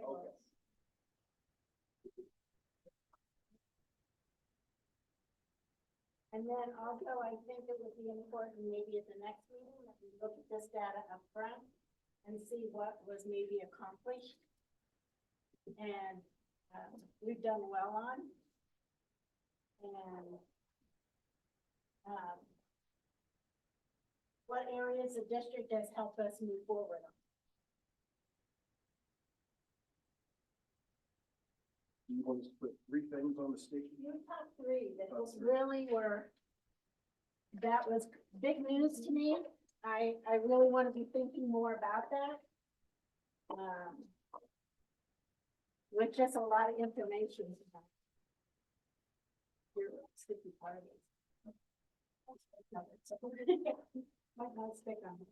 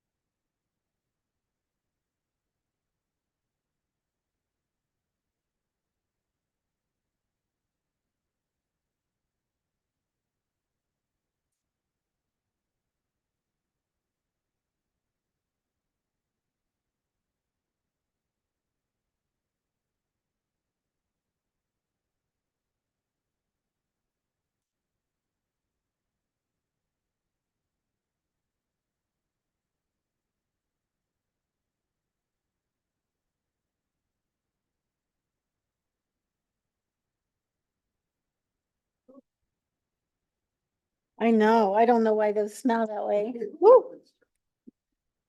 Sorry.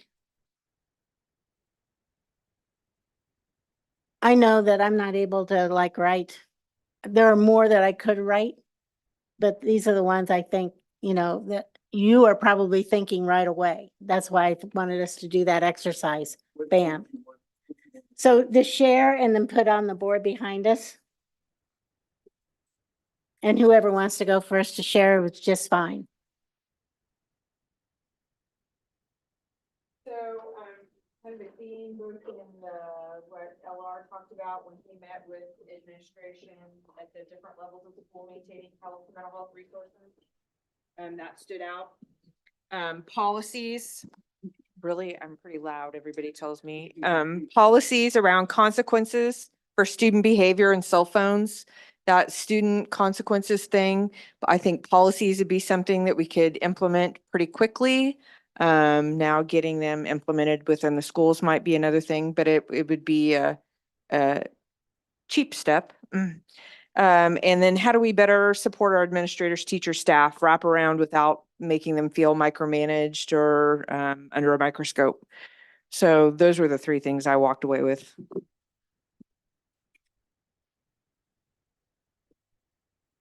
So for me, I kind of thought about a lot of the broad themes that jumped out at me as we were looking through the many slides. And so just really the 3 overarching themes that caught my attention. The first was employees of the district not feeling safe. That was a theme that was repeated often throughout the presentation.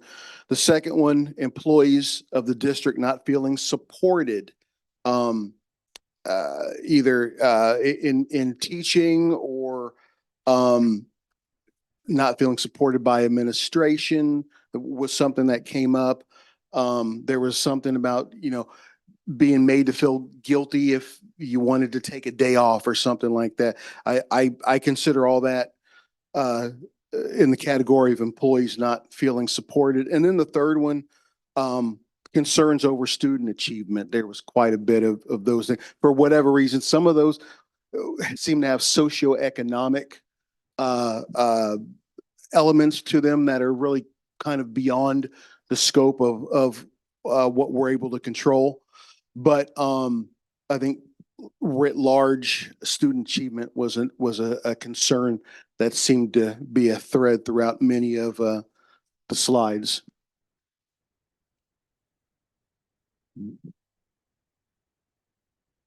I might just sit down while I present. I don't.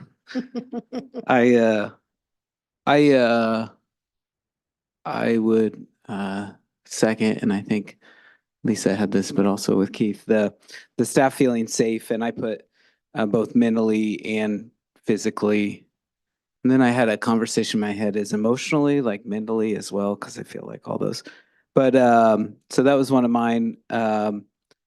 A theme of the impact of student and family trauma / disruption just on the day-to-day, which is a real, that can be a very deep issue, but are there ways to mitigate that on an easier, and almost like the cell phone stuff, like we've talked about that before. And there's a lot of disruption around cell phones as we go up into the schools, but just more broadly. So that was one thing that came to mind. And then for us, and it kind of goes to the student achievement, how do we translate our goals to the day-to-day? Because a couple times there was are we teaching to a test or really teaching the kids where, we talk about wanting to move level 1 to level 2. Well, that's teaching to a test. Maybe. So how do we translate that level 1 to level 2 to the day-to-day so that it's more valuable, well, potentially more valuable, not just to the students, but to the staff that are there supporting the kids. So those are my 3 things.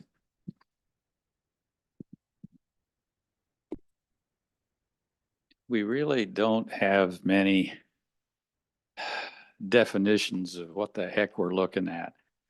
But we need to somehow maintain the salaries without the ESSER dollars. We need to improve a sense of physical as well as fiscal security. And number 3, what is mental health? We really haven't had the stressors that our parents and grandparents had. I mean, world wars, atomic bombs, anybody see Oppenheimer? And now we've got little wars going on everywhere. They don't even mention the half a dozen in Africa, people getting killed. But we need to develop social well-being, address social poverty.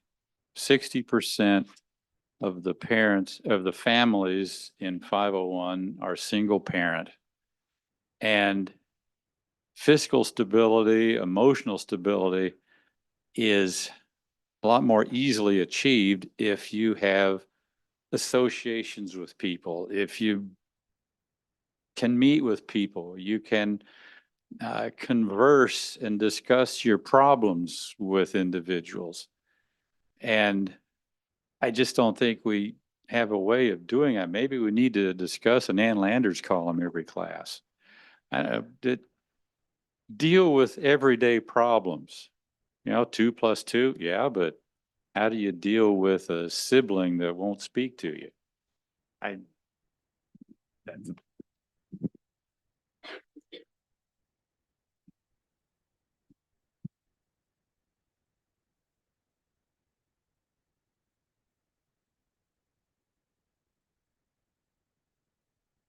So I wrote addressing student behavior, both in terms of being able to address and improve student academics. That's what we're in this for. But also to make sure that staff and those who are working to support our students feel like we have their back in one way. Making sure staff have the support and the needs necessary in order to move them from level 1 and 2 to level 3 and 4. I think that was something that showed up there. And increased communication. I think it was under it was the sub layer of what they're saying that goes up and goes down as well. I think there's just is what I heard and saw. So there you go. And I'm also relying on the idea that this is the first draft that we just made off the top of our head. And if there's things that need to be adjusted and we think of later on, we'll have space for that as well. So. All right, so one of the themes was the need for more translators and interpreters. So I put that as number 1.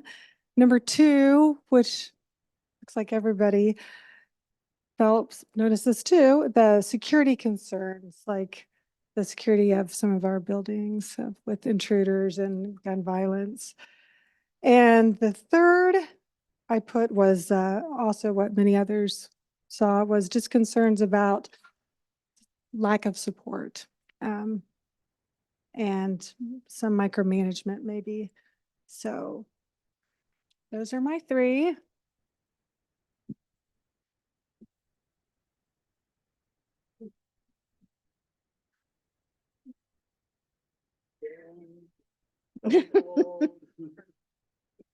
And so, even though I took my responses from the survey information that we received tonight, I think I want our administrators to know, we heard the report from Mr. Robbins and that salary, mental health mentors, all of that is also top on our mind. But I think most of us took the survey information mostly. But I wanted them to know that we heard that voice as well. I put student behavior supports. That came up in every single one, classified, certified, others, all staff staying safe from student behaviors. So how can we find safety for our staff somehow? What does that look like? Is it training? Is it more support for our students? These are very, very hard questions to answer, but they should be in our focus because all the groups were talking about being harmed by student behavior and how to find mental health support for all staff and students and families as well. So those were my 3. Thank you all for just putting those fast ones down. We already see kind of a pattern of what stuck out to us, what was a high concern, immediate reaction to the information. And so I think that's important as we move forward. How is that going to weave into the other things that we can take action on? So thank you for that. So I think we're down to board comments.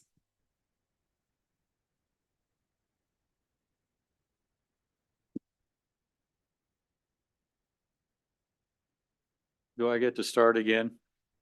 Sure. Okay. Well, all the committees met and the insurance committee claims are always greater than premiums. We're just getting bigger and older.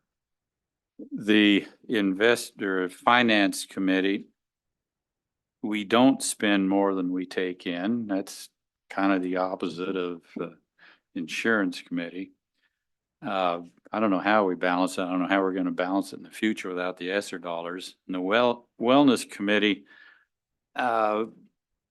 we have been accepted to get a $50,000 grant from Blue Cross Blue Shield to build a fitness court, 30 by 30, the location to be determined. We need another $200,000 probably in order to fully fit it. You can go there. You don't need an instructor. There's a QR code that you can match, and then you get your your fitness advisor to tell you what to do. Of course, we don't have to go very far to find somebody to tell us what to do. But most importantly, Ms. Sharp and Wallace and Dr. Anderson and I are going to Hickman Mills near Kansas City to a grade school, Ingalls Elementary, because they have started year-round school. And any and all of you are invited. It's next Wednesday, 10 o'clock. So we plan to meet here at 8:30. I'm probably gonna drive with the well-prepared administration if we don't have any more. Otherwise, I'll drive a car. We spent an hour with the administrators, some teachers at that grade school, Ingalls Elementary, and there may be another school involved. Dr. Anderson's looking into another one and find out how they're getting it going, how they're paying their teachers. There is a website that they are 31 more days in school. It's not just spreading the same number of days out. And see what kind of results they've gotten, although I don't think they've gotten a year under their belt yet. So if anybody's interested, give me a call and we'll see how we'll probably just all meet here at 8:30 Wednesday morning, this coming Wednesday. That's all I have.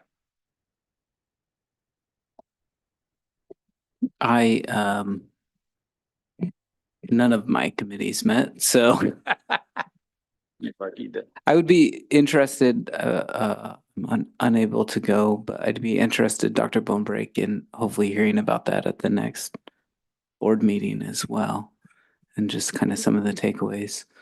I appreciate Dr. Weisman for coming and all the work and all the help that she's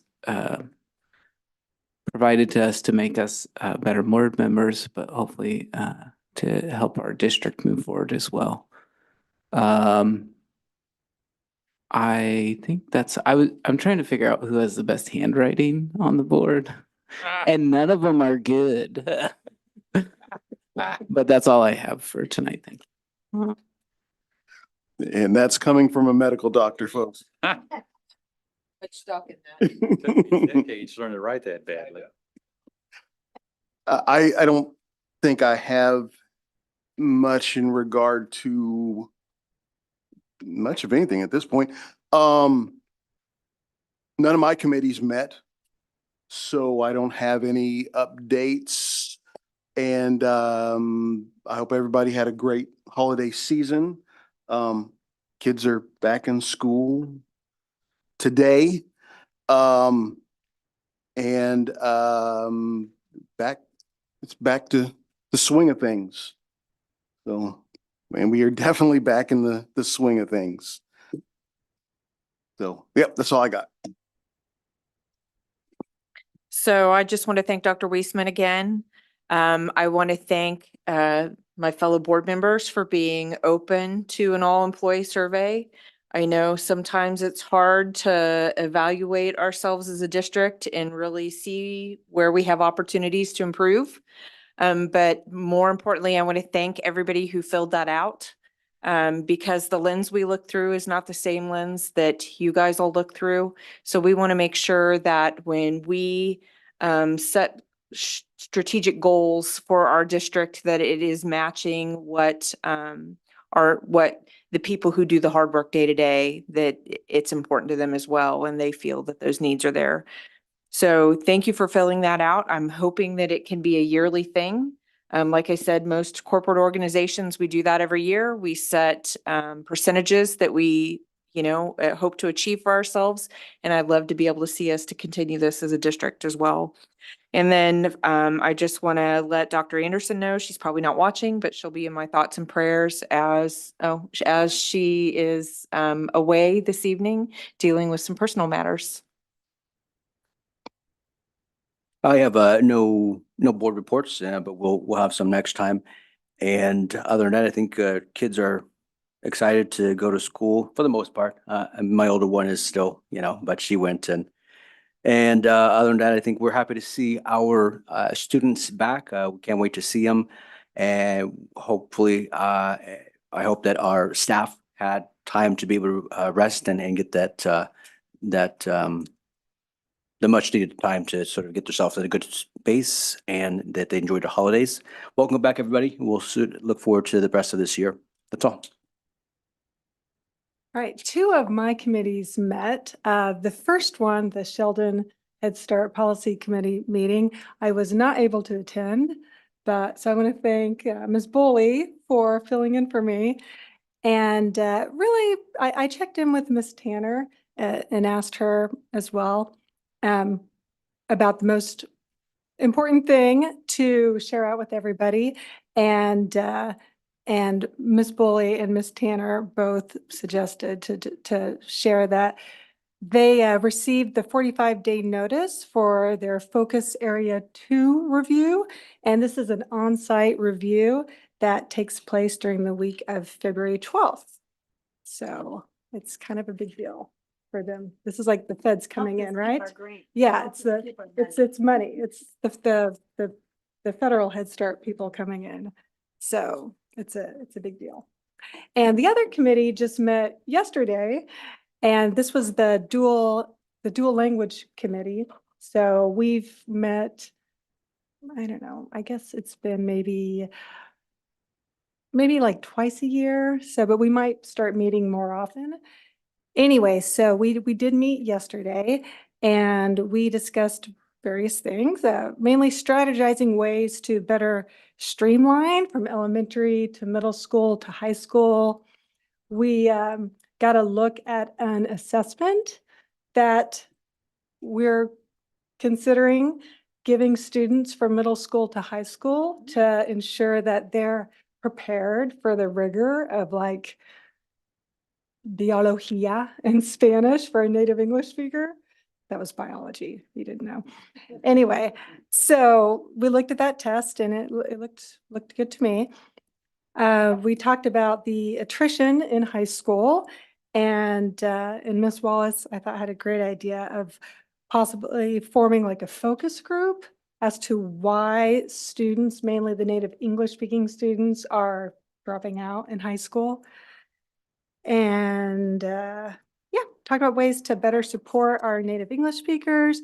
And this is exciting. And Dr. Anderson made reference to this earlier, that Dr. Gomez himself, and our program that's what we adopted, the Gomez and Gomez model. And so he will be coming next month to do a visit. And so we're really looking forward to that. And I can't wait to hear Dr. Boneberg's report. I support this and I really wish I could go, but I have to teach. Otherwise, I would be going with you on this visit. So looking forward to that. And yeah, thank you, Dr. Riesemann again. And thank you, Ms. Boley, too, for this activity. I know at first we were like, oh, we're tired, but it was good. Like when it was fresh in our mind, like the first thing that we think about. And then as Mr. Munoz said, which I thought was very valid too, just kind of let things seep in, first draft, and then this is definitely, it's a work in progress. I also like the idea of annual, Ms. Schmidt. So, and that's it for me. I know that what we are getting into is hard work. So how do we keep organized and move forward? So thanks for doing that activity. I also want to remind our district has also done a really good job of giving a district survey every year so that we have data within our district as well. And so that's another piece of data that we can use. And we've been doing that, I can't remember for how long, but a while, out of Dr. Kip's office. That I went to a short time yesterday of PD, professional development for teachers, and got actually sat in on preschool and their PD, and the energy in the room was just really fantastic. So I had a lot of teachers stop me and say that the break was wonderful and that they're really ready to come back and start at it again, and that they really have appreciated the calendar this year. So that's really nice feedback. Also, I wanted to put out there, I would like to throw my hat in the ring for president's chair. And so just to throw that out there, I think next week is election weeks. We take a vote on our position. So just wanted to say, I want to throw my hat out there. 2 weeks? Is it last week? And it was our last meeting in January, I thought. No? 2? Well, I'm throwing it out. Just to inform the board that I would have interest to do that again if the board is willing. And I want to wish everybody a happy new year. I hope it's filled with blessing and more peace than we have right now, and that our teachers find the energy and willingness to teach our students well. So thank you all very much. And do I have a motion for adjournment? I'm gonna be